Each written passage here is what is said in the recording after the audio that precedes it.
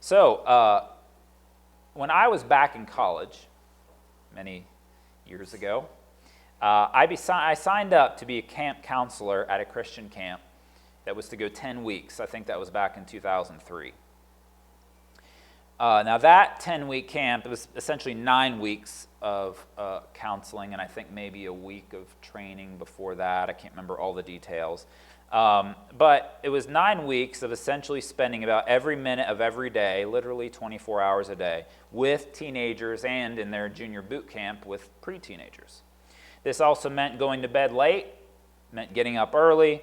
It meant herding my cabin of kids to every meal, to every game, to every service.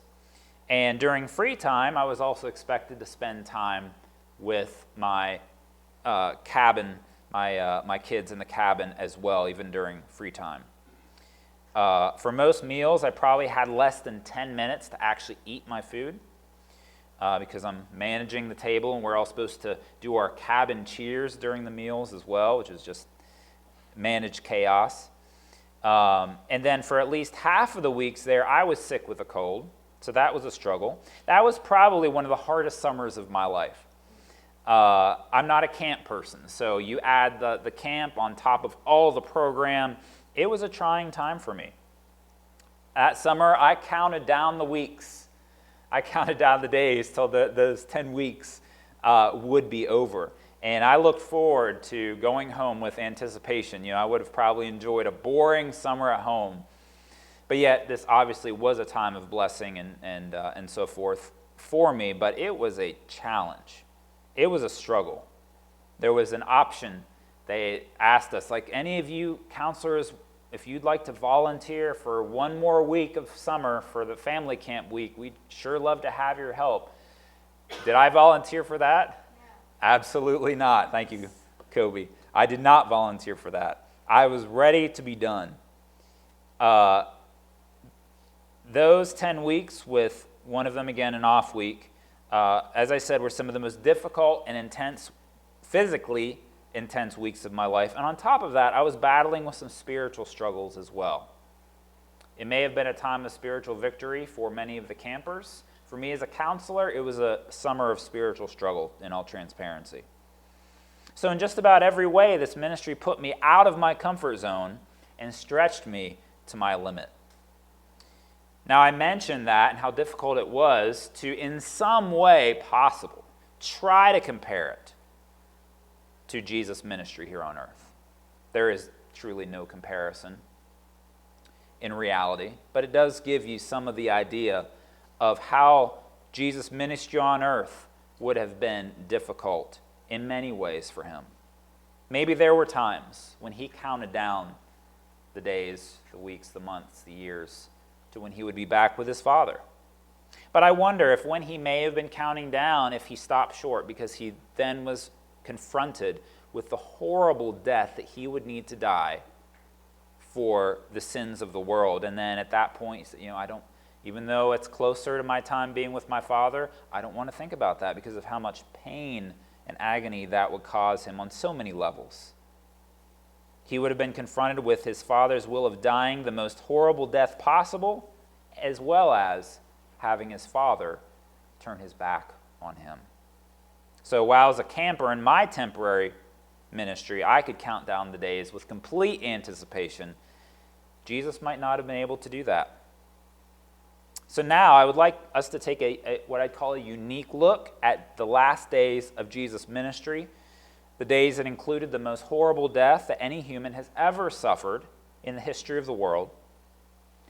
In case you missed it, I had the privilege of traveling to Israel just last month.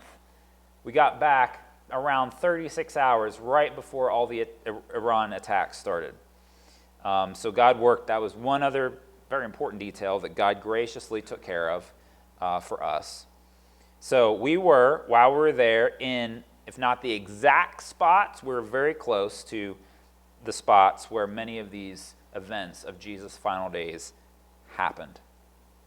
So I'd like to walk you through some of the photos that I took and places that we visited, sites that we saw, so that hopefully the ministry and the sacrifice of Jesus can become even more real, more visual more precious to you. And then when you read your Bible, when you think about the stories of the Scripture of this time in Jesus' life, it's more memorable for you. I'd like to start off with maybe not the most exciting place to start, but I'd like to start off with an overhead map of Jerusalem.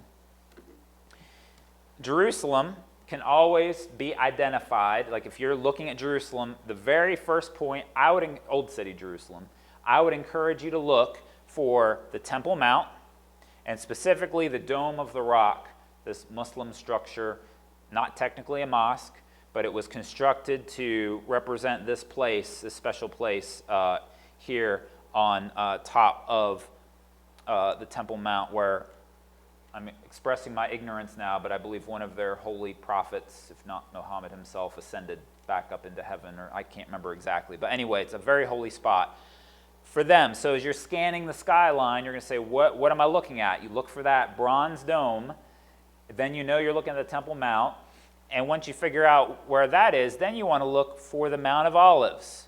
This whole area here is the Mount of Olives. You see all this kind of white tan area. These are all tombstones. Every single one of these. This is all a Jewish cemetery, all tombstones buried there. Because I believe they're waiting for their Messiah to return there on the Mount of Olives. So your highest point of the Mount of Olives is going to be up here. So you get those two bearings. And then, as I showed you during Sunday school, for those of you that were here, the pools of Bethesda. Again, Temple Mount, pools of Bethesda up north of the Temple Mount, pool of Siloam, where they're doing that excavation, down here. City of David here, David's and Solomon's palaces around here, right in front of the Temple Mount, the rabbi stairs right there. This corner right here is what I would likely call the pinnacle of the temple. Scholars are divided. Some of them say it's here. Some of them say it's this one. This one actually has a bigger drop. But I think this one is more likely because it's more public. It was all in front of all the city, whereas this part, just a few people might have seen it. So you have those landmarks. Then you want to think about, where was Jesus crucified? Where was he buried? Where did he rise from the dead? Right here. You see these two gray domes. That's the Church of the Holy Sepulchre. The biggest of the two marks the spot of the tomb. And then if you look kind of down this area, this would have been the spot of Golgotha where he was crucified. And then if you think, kind of going backwards a little bit, where was he tried by Caiaphas and Annas, the Sanhedrin? That would have been over here. So if Jesus is, even before then, if he's in the Garden of Gethsemane, that would have been right here, right across from the eastern gate of the Temple Mount. Here you have Gethsemane, just across the Kidron Valley. Kidron Valley, Valley of the son of Hinnom, Hinnom Valley, and then you also have what's called the Tyropoeon Valley that runs up the middle here of Jerusalem. So those are originally three rivers there, and then they would originally three rivers. You can't really, I don't think, see any rivers there now, but I believe they would have emptied to the Dead Sea. And if you think of the prophetic books that talk about the coming age when a river will run from Jerusalem all the way to the Dead Sea, causing the Dead Sea to spring to life, that kind of gives new meaning to this. So Gethsemane, taken over to Caiaphas' house, then taken over to where Pilate was in Herod's palace, right over here. This is the Jaffa Gate. Jaffa is the modern pronunciation for the city of Joppa, which is on the coast there. And of course, this is the Jaffa Gate, because if you want to go to Joppa, you're going to leave this gate because it's the closest to Joppa, which would be all the way over here on the Mediterranean Sea. And then the upper room likely would have been around this area as well. So here you have a lot of the key sites. You can see the geography of this old city of Jerusalem and where Jesus would have walked, where he would have been taken through these last days of his ministry. So let's start now with the Mount of Olives, Palm Sunday. Palm Sunday is coming up in 2 Sundays. Here we have a picture of the Mount of Olives. Highest point would be right over here. Cemetery, cemetery, cemetery, cemetery, Jewish cemetery. And then you have down here the Kidron Valley. And what tombstones are we looking at here? I am standing basically in front of the eastern gate against the temple, the city wall where the Temple Mount is. This is a Muslim cemetery built right in front of the eastern gate in hopes that if the Messiah were to come, he wouldn't want to come through the eastern gate and defile himself by treading over these Muslim tombs, the cemetery. But the Messiah is going to do whatever he wants to do, right? And he's going to come through that gate. So Jesus would have come on that donkey down from the Mount of Olives. This is the traditional path right here. We're not sure exactly which pathway he came down. Here's another view, standing actually in the area of Gethsemane. Here you have the Kidron Valley. Here you have the eastern gate where I was standing in the previous picture. And so Jesus would have come from all the way up here, down here, up. Maybe there was a ramp leading this way. Maybe there was a smaller ramp up here. Anyway, he would have come up on Palm Sunday here through the eastern gate. And this is where that gate would have been. They can see the foundations and ancient stones. You can actually see stones from Solomon's temple on this wall. Here is a more close-up of the eastern gate. This gate, as it looks today, was built by Muslims, but this is in the location of where the original eastern gate would have been, where Jesus would have gone through on a regular basis. And here you again see some of the Muslim tombstones right here in front of the eastern gate, Muslim cemetery. This is when we're standing actually on the Temple Mount looking behind the eastern gate. So you can see here's the eastern gate. It's all blocked off, as you saw, but you can kind of go in to see part of it if you're allowed to. I don't know that we were allowed to. I didn't test that. But you would have had to go down these steps. You can see how much higher the actual Temple Mount platform was from this gate. And Jesus would have had to come up these steps, or steps like this, I should say, coming in even on Palm Sunday. Here you have another view shot of the Temple Mount. You see these trees on the Temple Mount platform. Those would not have been there, but it would have been a very flat, like just a huge area for people to congregate. It could be that the money changers were down in this area. It could be that they were on just outside of the gate. I tend to think they were at least down here or up here. And you can just imagine all the tables being turned over, the coins go rolling. There's the chaos, controlled chaos, of course, but still somewhat of chaos that Jesus would have caused from that when he cleansed the temple soon after he came up on Palm Sunday. Here you can see, just to give you your bearings, Mount of Olives, way out there. So you are looking, if you're on the Temple Mount, you are looking to the east. And Jesus will be descending right there one day, and he will be coming into his temple one day. This is Temple Mount again. Again, think of the money changers, not sure exactly where they were, but just how flat this whole area was. This is the Al-Aqsa Mosque. This is the mosque on the Temple Mount. This is not the Dome of the Rock, but this is the mosque where Muslims gather to worship and so forth. This is looking south, so you're looking down towards the city of David from this standpoint on the Temple Mount. So Jesus, Palm Sunday, he was revered, but he obviously did not. He was celebrated, but he obviously did not overthrow the Romans as people were expecting. And it was he left after he cleansed the temple and so forth. The next thing of event of Jesus' last days I'd like to talk about is the Last Supper, there in the upper room. Now this here obviously is not a picture of any statue or anything like that. This is a picture of a wood carving. Would have been about this wide, about this tall, this tallest point. I really like this wood carving. It was probably about $10,000 to $15,000 if you wanted to buy this, made out of hand carved out of Israeli Jerusalem olive wood. here. And I liked it because it shows you what that table probably actually looked like. Here you have a U-shaped table, the food on the table, the disciples gathered around the table. I believe Jesus is being portrayed right here, John, the beloved disciple, right here, and then you have the different disciples being portrayed around that table. So this was in a souvenir store in Jerusalem that were selling this, and it gives a nice portrayal in 3D of what that Lord's Supper would have actually looked like.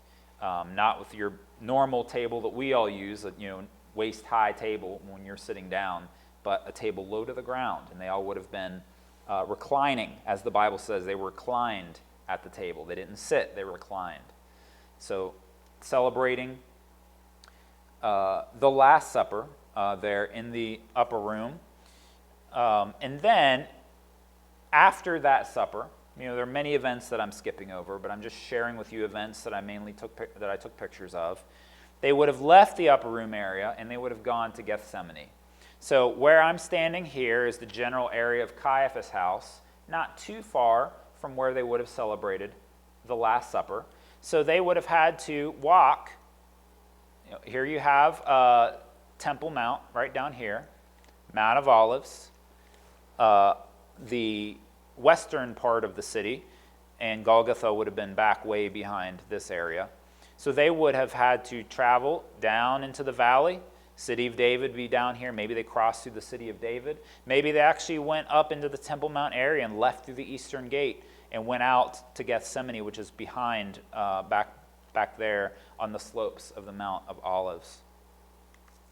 Here you have, again, another shot. Temple Mount, Al-Aqsa Mosque, City of David be down here. Eastern Gate is right over here. Dome of the Rock, where the temple would have stood. Muslim cemetery, Jewish cemetery. I'm standing on the Mount of Olives here from this picture. Kidron Valley that Jesus would have crossed at some point to come to Gethsemane. And then another picture from the standpoint of Gethsemane. Again, I'm looking down the Kidron Valley. Here you have the Mount of Olives, all the tombstones. Up here is the south of the Temple Mount. Dome of the Rock would be up here. And Jesus would have some way come down through here, come over to the Garden of Gethsemane with his disciples. Here's the Garden of Gethsemane. This is the Church of All Nations that kind of marks the spot, called the Church of All Nations because there were several countries that got together to finance the building of this church back in the early 1900s, 1920s, 1930s, something like that. Here you have olive trees. Another shot of the garden. Now the church is over here. We are looking at all these ancient olive trees. I think the oldest one dates to around 1,200 years ago. So Christ, obviously, being 2,000 years ago, I don't know that any of these olive trees necessarily would have been as old as 2,000 years, but you're going back a very long ways with especially this one. Some of these, the trunks are pretty thin. But here you have the place where Jesus spent his last hours of freedom before he was arrested, where he poured out his heart to his Father, where he sweat great drops, as it were, of blood in this garden, where his disciples could not stay awake and watch with him, where he was alone except for the angels that came to strengthen him. This here is a stone. You see, some people believe maybe this was the stone that Jesus prayed over.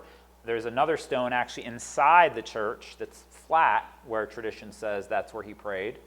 Maybe he prayed in several different spots. Maybe he didn't go back to the same exact spot each of the 3 times that he prayed.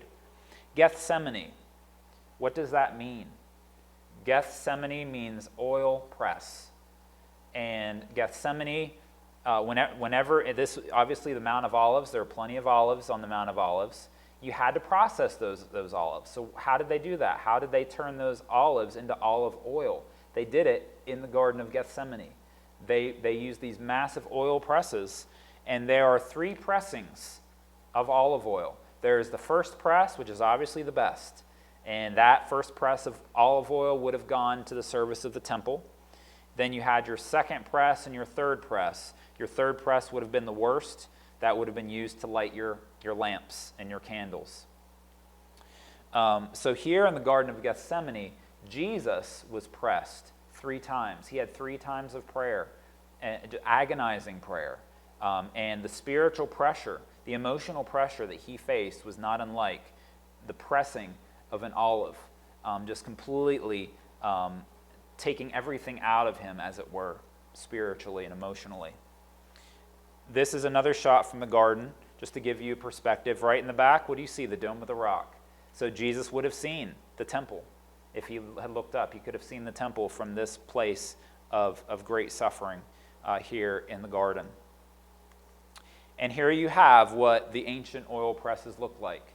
This is essentially something like a telephone pole almost. And here you have a weaving of many cords, kind of like a basket. So the olives would have been put in here. And this basket type thing acted as a filter so that the oil would come gushing out and all of the seeds and skin and so forth would be left inside. So here you have this massive piece of wood, which would have been heavy enough. But to make sure that things were pressed, the first pressing, they would add weights, big rocks, big stones, to this part of the wood pole here, so that after they added another weight, it would have pressed that oil even harder. So each pressing, first press, you add a weight. Second press, you add another weight. Final press, you add another weight. So the final press is the heaviest to get every drop of oil out of those olives. And here again, I don't think it's any accident. I think it's purposeful that the 3 pressings of an olive mirror the 3 times that Jesus prayed here in this garden, and he was crushed. Even before his sacrifice, he was crushed for our iniquities. So we know that he was betrayed by Judas. He was arrested by the Jewish guards. He was taken to Caiaphas' house.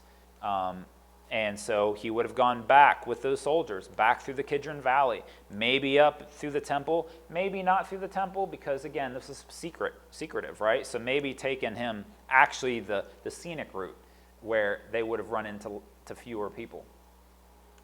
Caiaphas' house. There is strong probability that Caiaphas' house was right in this area. This church right here marks the spot of where they believe Caiaphas' house actually was. And there are many ancient cisterns and foundations under this area that give evidence to the fact this is a wealthy area. And if you were a high priest, you were wealthy. Here you have part of the city of Jerusalem. Mount of Olives would be back up here, actually, Temple Mount back up here. This statue, obviously this is more recently carved, but this statue was very meaningful to me because this really captures in statue form the time that Peter denied Christ. So here you have Peter. He has an expression of, what are you talking about? I don't know the man. And here you have a servant girl, another person. Here you have a Roman soldier, I believe. And up here, you have the rooster. So all at once, this very life-size statue form, I was very touched by that because it really captures even some of the emotions of Peter on his face. You can't see it as well in this picture, but really brought me closer to what would have happened there. Again, probably in this location. So the Bible says that Jesus was kept overnight, and then in the morning he was taken to Pilate.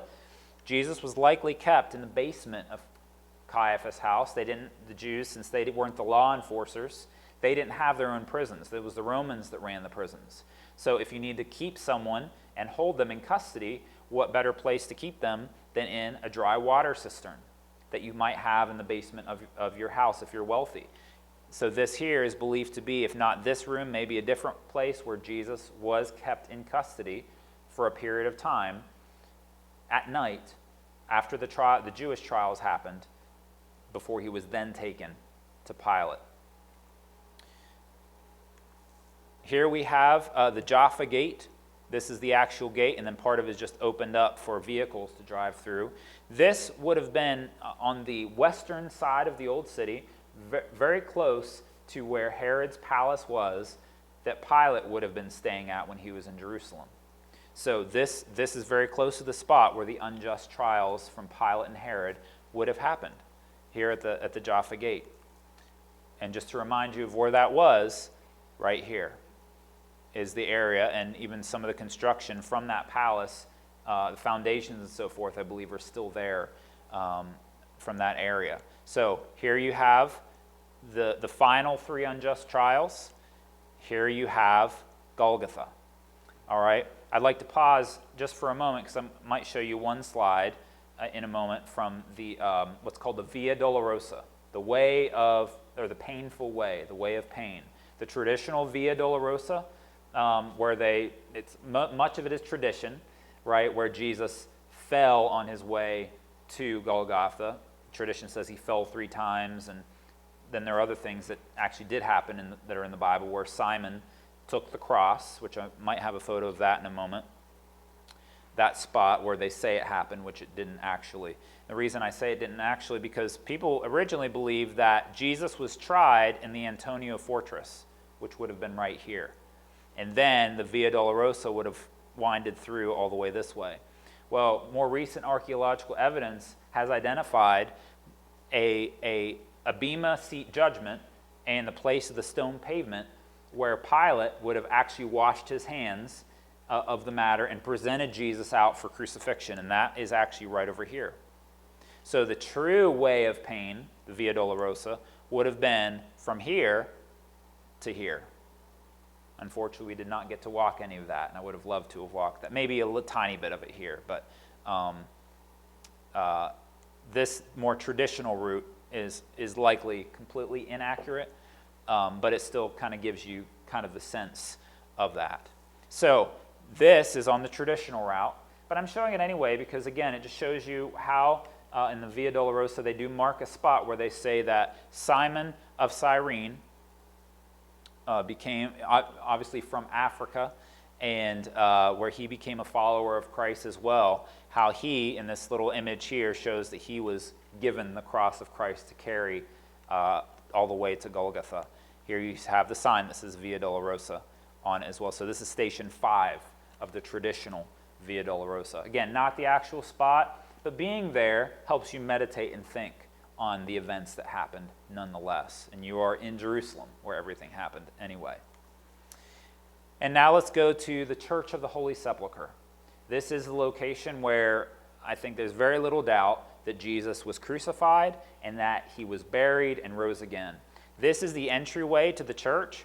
There's a lot of construction going on here, so they have piles of construction material, which isn't great for photos. The crucifixion, Golgotha, is inside this church, likely over here, and elevated somewhat. So likely over here, and the tomb would have been right behind this tower in there. So not very far apart, maybe about 100 feet, about the length of this building. This Hope Baptist Church would be the distance between the crucifixion spot, Golgotha, and the garden tomb.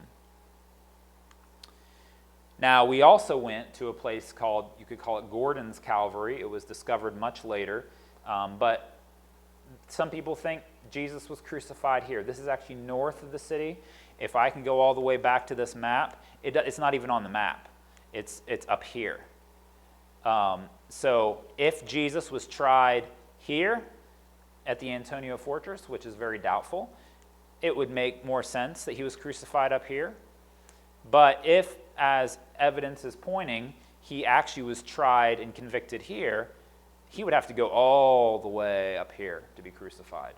And it's much more likely that he was crucified much closer. So there's so much evidence that points to this as the spot of the crucifixion, Church of the Holy Sepulchre, crucifixion, burial, resurrection.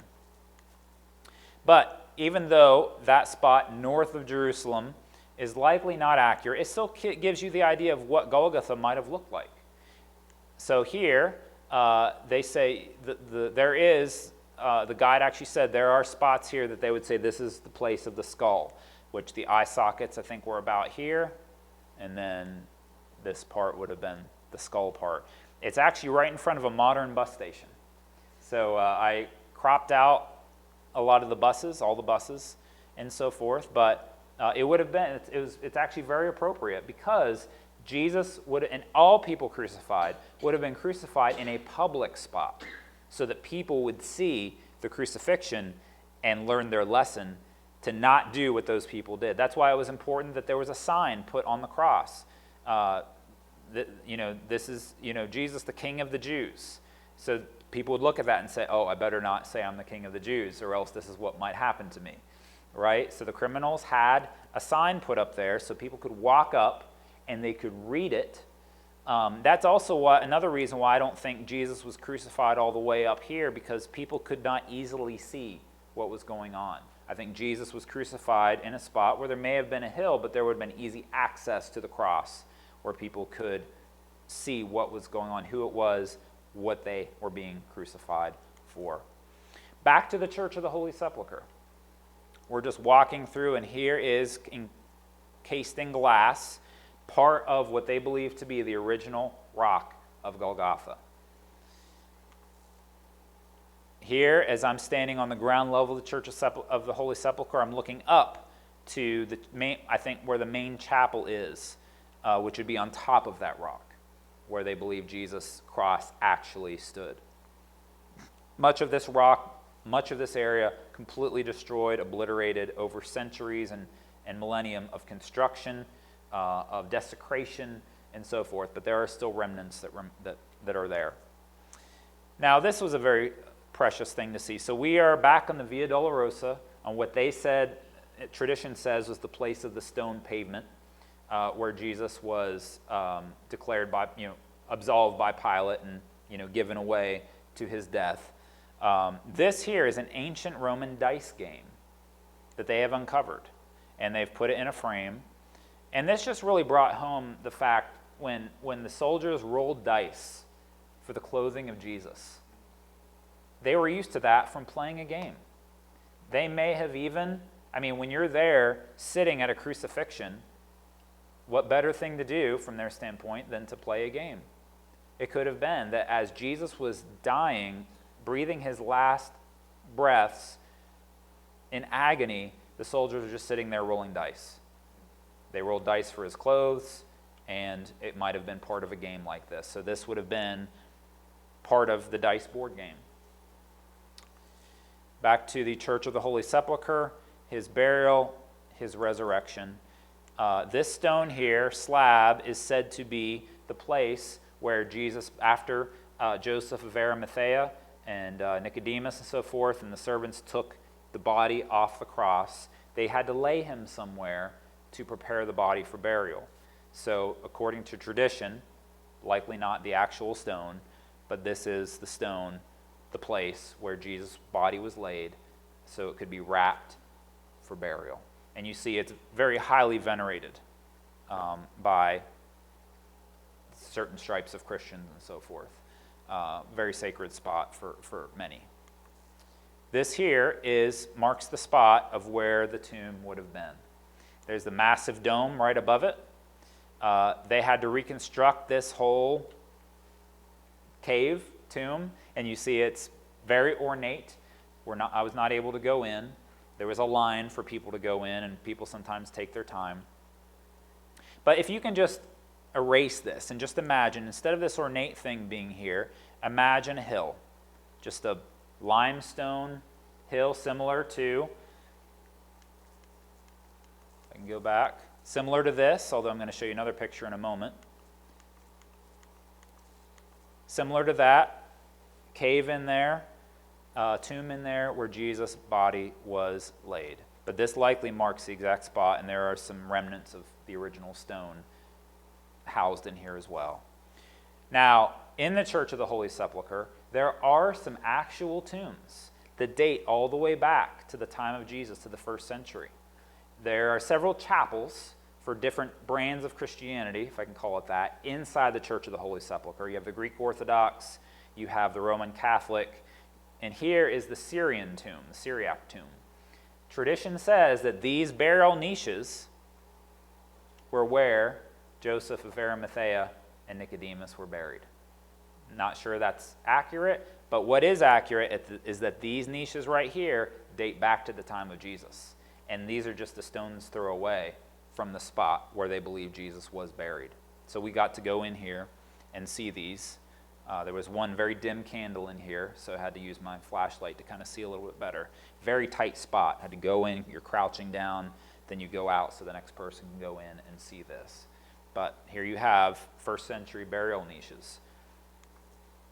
This here, we're just driving. We're just on the road. And guess what you see? There in a random hillside, you see a tomb. This would have dated all the way back to probably around 2,000 years ago. There you have the round stone. It's a very common way for people to be buried. This would have been a more common tomb, though, not a rich person's tomb, because the opening to that tomb was about this tall. And the stone would have been about this tall, just to give you perspective of how big that was. But, it's just like you drive around our country here and you see, things that you take for granted, all over the place, street signs and, stores and gas stations. Well, you drive around and you see ancient tombs. You see ancient sheepfolds that I talked about during Sunday school. Everything, so much is just ancient. All carved out of limestone, and in the north, carved out of the volcanic basalt rock, darker rock. Here is the garden tomb at Gordon's Calvary. Again, like I said, this is likely not the actual place. This is where that bus stop is. But what they did is they did a very good job of preserving a place that probably gives you much more the idea of what the tomb would have looked like that Jesus was buried in. So here, this doorway, I had to stoop to get in, but the doorway is probably from the floor to about here, all right, and probably about this wide. And they didn't have a stone here, but there would have been a stone here.